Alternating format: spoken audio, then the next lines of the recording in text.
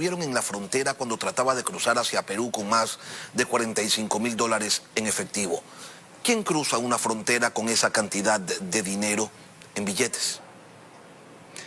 Bueno, respecto a ese hecho, durante la audiencia de juzgamiento se comprobó claramente que la intención del señor Noé Salcedo era precisamente poder auxiliar a su hermano, que había sido objeto de un accidente aéreo, y por ese motivo es que el producto de un crédito de una de las empresas y de la venta de un vehículo, trataba de arribar a Perú con la finalidad de poder auxiliar a su hermano con esa suma de dinero.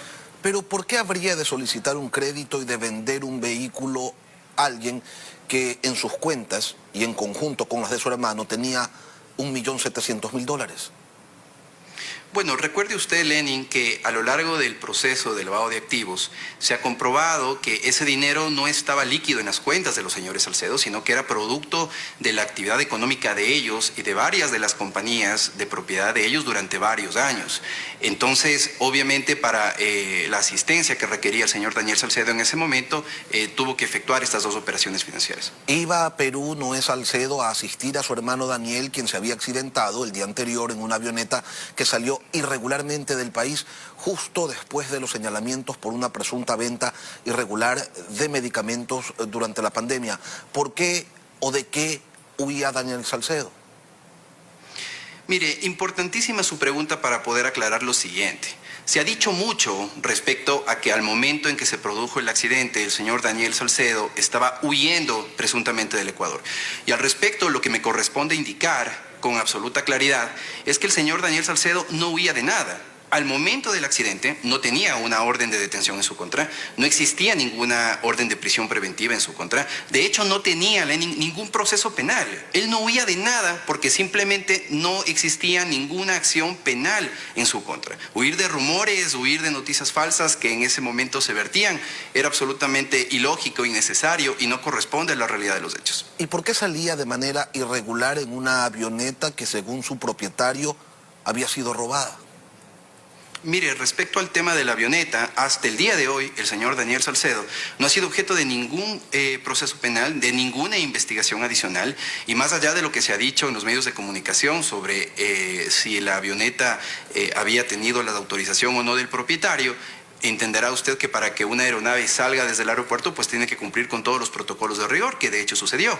No tiene ninguna investigación sobre ese tema. Bueno, y no es lo que dicen los medios, Jean-Paul, es lo que dice el dueño de la avioneta. Lo invito a escuchar el señalamiento de Alfredo Adún.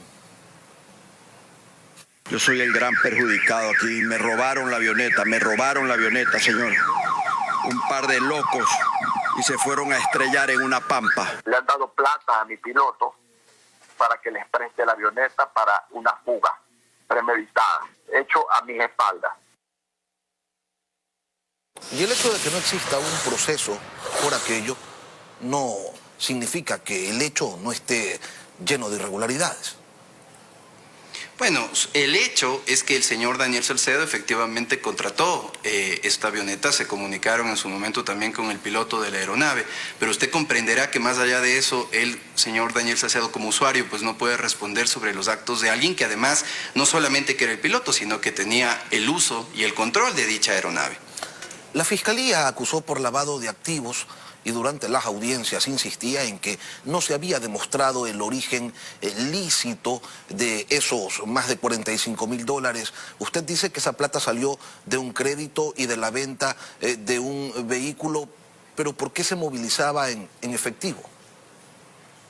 A ver, durante la audiencia del proceso de lavado de activos, en más de 16 jornadas que duró dicha audiencia de juzgamiento, la Fiscalía tenía que comprobar el origen ilícito de los recursos del señor Salcedo, de su hermano Noé Salcedo y de las compañías que estaban siendo procesadas. Esa era una obligación procesal de la Fiscalía y esa obligación procesal no fue efectuada debidamente en la audiencia. Es decir, todos los recursos, todos los movimientos económicos, financieros de los hermanos Salcedo Bonilla fueron debidamente justificados. Muchos de ellos con contratos, con facturas, todas las declaraciones efectuadas ante el Servicio de Rentas Internas que justificaban sus movimientos financieros. Y no solo eso, Lenin, sino que además los testigos que provenían de entidades de control, entiéndase por esto, Servicio de Rentas Internas, Superintendencia de Compañías, respecto a las unidades que luchan contra el lavado de activos, y lo más importante, los testigos que declararon de la UAFE, indicaron bajo juramento con el Tribunal Penal de El Oro que no habían detectado ninguna operación inusual, ninguna actividad que uno pueda presumir que es ilícita de los señores Salcedo. Eso no lo digo yo como abogado defensor, sino que lo dijeron los testigos durante la audiencia de juzgamiento y por eso se produjo una sentencia favorable. Ahora, permítame volver un ratito al tema de la avioneta. Usted dice que su cliente contrató el servicio, no sabía que el vuelo no tenía un plan autorizado, pero sí debe haber conocido, Daniel Salcedo, que para salir del país uno tiene que hacer migración y no lo hizo. A ver, en ese entonces la intención del señor Daniel Salcedo era efectivamente tomar un vuelo y movilizarse al inicio dentro del territorio nacional. Desconozco los detalles del por qué realmente la trayectoria del vuelo cambió y finalmente se accidentó. Pero ese hecho que efectivamente es así, ¿no es verdad?, se ha justificado además dentro de las autoridades, a través de las autoridades aeronáuticas respectivas. O sea, de repente se iba, no sé, a Manta, a Santa Rosa, y dijeron, echémosle el paseo hasta el Perú, y ocurrió el accidente. Más o menos así fue la cosa. Mire, puede ser que haya sido así. Lo importante, Lenin, en el fondo, no es la forma en la cual el accidente se produce, ¿no es verdad?, sino todo lo que a partir del accidente ha desencadenado a criterio nuestro, con una especie de linchamiento mediático en contra del señor Salcedo. Porque usted entenderá que a partir de ese hecho, hoy en el Ecuador, casi todos los hechos noticiosos se les intenta vincular con el señor Salcedo.